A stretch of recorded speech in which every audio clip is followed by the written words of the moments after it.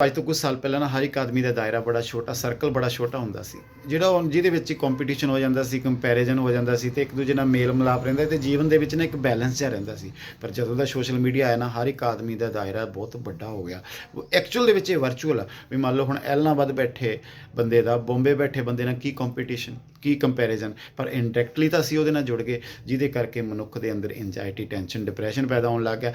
ਅਗਰ ਅਸੀਂ ਚਾਹੁੰਦੇ ਹਾਂ ਇੱਕ ਲਾਈਫ ਦੇ ਵਿੱਚ ਇੱਕ ਰਿਦਮ ਬਣੀ ਰਹੇ, ਇੱਕ ਬੈਲੈਂਸ ਬਣਿਆ ਰਹੇ, ਤਾਂ ਸਾਨੂੰ ਆਪਣੇ ਦਾਇਰੇ ਨੂੰ ਬੜਾ ਸੀਮਿਤ ਕਰਨਾ, ਅਤੇ ਉਹ ਫਿਜ਼ੀਕਲ ਦੇ ਵਿੱਚ ਹੋਵੇ ਜਿਸ ਦੇ ਨਾਲ ਅਸੀਂ ਇੱਕ ਦੂਜੇ ਦੇ ਨਾਲ ਬੈਠ ਸਕੀਏ, ਉੱਠ ਸਕੀਏ, ਇੱਕ ਦੂਜੇ ਦੇ ਦੁੱਖ ਸੁੱਖ ਦੇ ਵਿੱਚ ਕੰਮ ਆ ਸਕੀਏ। ਅਤੇ ਜਦੋਂ ਅਸੀਂ ਆਪਦੇ ਇੱਕ ਦਾਇਰਾ ਜਿਹੜਾ ਇੱਕ ਸਰਕਲ ਹੈ ਉਹਨੂੰ ਵਧੀਆ ਕਰ ਲਾਂਗੇ ਨਾ, ਅਤੇ ਸਾਡੇ ਅੰਦਰ ਵੀ ਜਿਹੜੀ ਹੈ ਇੱਕ ਆਨੰਦ, ਸ਼ਾਂਤੀ ਅਤੇ ਖੁਸ਼ੀ ਆ ਜਾਏਗੀ। ਇਸ ਲਈ ਇਹ ਗੱਲ ਗੌਰ ਕਰਨ ਵਾਲੀ ਹੈ। ਅਸੀਂ ਵਰਚੁਅਲੀ ਉਸ ਵੱਡੇ ਦਾਇਰੇ ਨਾਲ ਜੁੜ ਕੇ ਟੈਨਸ਼ਨ ਪ੍ਰੋਬਲਮ 'ਚ ਐਕਚੁਅਲ ਦੇ ਵਿੱਚ ਇੱਕ ਛੋਟੇ ਸਰਕਲ ਨੂੰ ਅਸੀਂ ਅਗਰ ਵੈਲ ਮੇਨਟੇਨ ਕਰਾਂਗੇ ਤਾਂ ਸਾਰਿਆਂ ਦੀ ਲਾਈਫ ਦੇ ਵਿੱਚ ਖੁਸ਼ੀ ਰਹੇਗੀ। ਤੁਸੀਂ ਸਾਰੇ ਖੁਸ਼ ਰਹੋ, ਤੰਦਰੁਸਤ ਰਹੋ। Good luck.